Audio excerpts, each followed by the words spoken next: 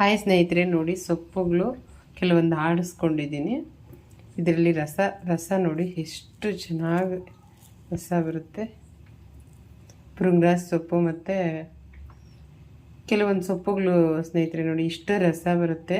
ಇನ್ನು ಕಂಪ್ಲೀಟ್ ಬೆಂದಾಗ ಇನ್ನೆಷ್ಟು ರಸ ಬರ್ಬೋದು, ಆಯಿಲ್ ಹೇಗಿರ್ಬೋದು, ಮತ್ತು ಕೂದಲು ಎಷ್ಟು ಕಪ್ಪಾಗಿ ಬೆಳಿಬೋದು ಯೋಚನೆ ಮಾಡಿ. ಈ ಥರ ರಸ ಇರೋಂತಹ ಇಷ್ಟೆಲ್ಲ ಆಡಿಸ್ಕೊಂಡಿದ್ದೀನಿ ನೋಡಿ. ಈಗ ಇದನ್ನು ಹಾಕ್ತೀನಿ. ಆಲ್ರೆಡಿ ಇಷ್ಟು ಇಂಗ್ರೀಡಿಯೆಂಟ್ಸ್ ಆಲ್ರೆಡಿ ಹಾಕಿದ್ದೀನಿ, ಮತ್ತು ಇದನ್ನು ಕೂಡ ನಾನು ಹಾಕ್ತಾಯಿದ್ದೀನಿ.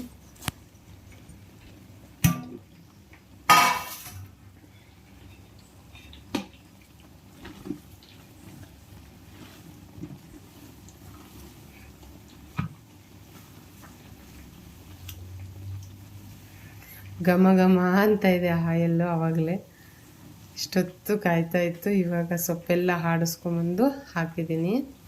ಏನಕ್ಕೆಂದ್ರೆ ಈ ಥರ ನಾನು ಹಾಕಿದಾಗ ಏನಾಗುತ್ತೆ, ಕಂಪ್ಲೀಟ್ಲಿ ಆಯಿಲ್ ಘಮ್ ಅಂತ ಬರುತ್ತೆ. ತುಂಬ ಚೆನ್ನಾಗಿ ಇರುತ್ತೆ. ಚೆನ್ನಾಗಿ ಬೇಯಿಸ್ಬೇಕು. ಸೀಬೆ ಸೊಪ್ಪು ಏನಕ್ಕೆ ನಾವು ಆಡ್ಸೋಕ್ಕಲ್ಲ ಅಂದರೆ ಅದು ನುರಿಯಲ್ಲ, ಅದಕ್ಕೋಸ್ಕರ ಅದು ಆಡ್ಸೋಕ್ಕಲ್ಲ, ಅದನ್ನು ಹಾಗೆ ಹಾಕ್ತೀವಿ. ರೋಸ್ ಪೆಟಲ್ಸ್ ಗೊತ್ತು, ಅದು ಬಿಸಿ ಇದಾದರೆ ಹಾಗೇನೇ ಇರುತ್ತೆ. ಲಾವಂಚ ಬೇರೆ ಇದೆಲ್ಲ ರಾ ಮೆಟೀರಿಯಲ್ಸು ಕೆಲವೊಂದು ಹಾಗಾಗಿ ಹಾಕ್ತೀವಿ. ಅದನ್ನೆಲ್ಲ ಆಡ್ಸೋಕ್ಕಾಗಲ್ಲ. ಎಲೆಗಳು ಮಾತ್ರ ನಾವು ಆಡಿಸಿ ಹಾಕ್ತೀವಿ. ಎಲೆಗಳು ಹಾಕೋದ್ರಿಂದ ಆಯಿಲ್ಲು ಗ್ರೀನ್ ಆಯಿಲಾಗಿ ಕನ್ವರ್ಟ್ ಆಗುತ್ತೆ. ಹೇರ್ಗೆ ತುಂಬ ಬೆನಿಫಿಟ್ ಆಗುತ್ತೆ. ಅದಕ್ಕೋಸ್ಕರ